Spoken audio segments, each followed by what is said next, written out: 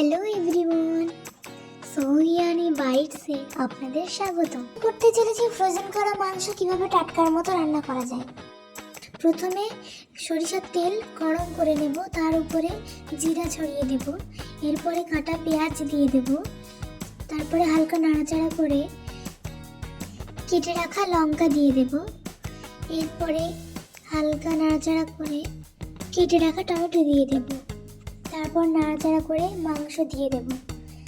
মাংসটা দিয়ে নাড়াচাড়া করতে থাকবো এবং কিছুটা এমন টাইপের কালার চলে আসবে। এরপরে দিয়ে দেব 3 চামচ লবণ এবং 2 চামচ লঙ্কার গুঁড়ো এবং 2 চামচ হলুদের গুঁড়ো এবং 1 চামচ ধনিয়ার গুঁড়ো।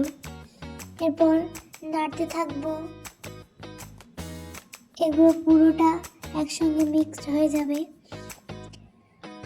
এরপরে আদা রসুনের পেস্ট দিয়ে দেব, তারপরে আবার একটু নাড়তে নাড়তে থাকবো। আমি কিন্তু শুরু থেকেই কোনো জল অ্যাড করিনি এটাতে, এর মধ্যে যে জলটা উঠেছে সেই জলটা দিয়ে নাড়তে থাকবো। এরপর দিয়ে দেবো আমার মায়ের হাতে তৈরি করা একটা মশলা এবং মিট মশলা এবং চাট মশলা। তারপর নাড়তে থাকবো।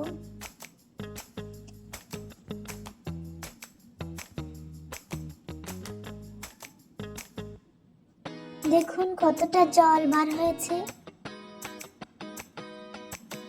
কোনো রকম জল দিইনি।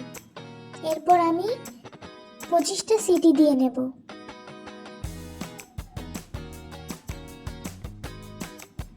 প্রায় 25টা সিটি কমপ্লিট। এবার খুলে নেব। দেখুন জলগুলো আরো দ্বিগুণ হয়ে গেছে। আমি কিন্তু প্রথম থেকে কোনো জল দিইনি, আরো জল বেড়ে গেছে। পুরোপুরি নরম হয়নি, কিছুটা বাকি আছে।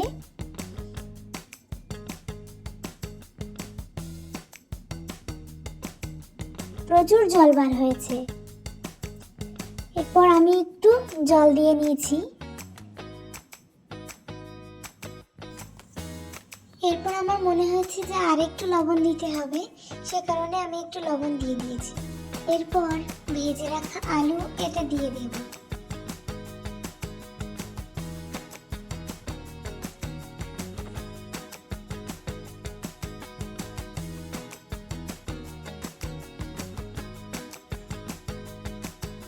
যেহেতু আলু একটু শক্ত আছে সেহেতু আমি আবার 10টা সিটি দিয়ে দেব।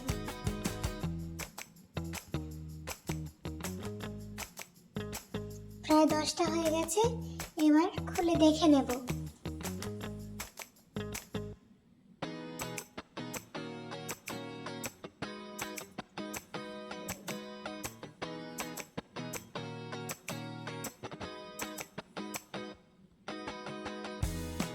দেখে নেব মাংস গলেছে কিনা।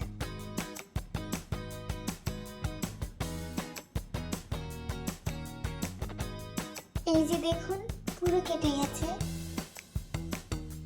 এবং হালকা তেলও বার হয়েছে। তারপর দিয়ে দেব মরিচের গুঁড়ো এবং আমার মায়ের হাতে সেই মশলা। ডান। দেখুন তো কতটা লবণীয় হয়েছে, তেলও প্রচুর বার হয়েছে। যে এই রান্না খাবে তার মুখে লেগে থাকবে।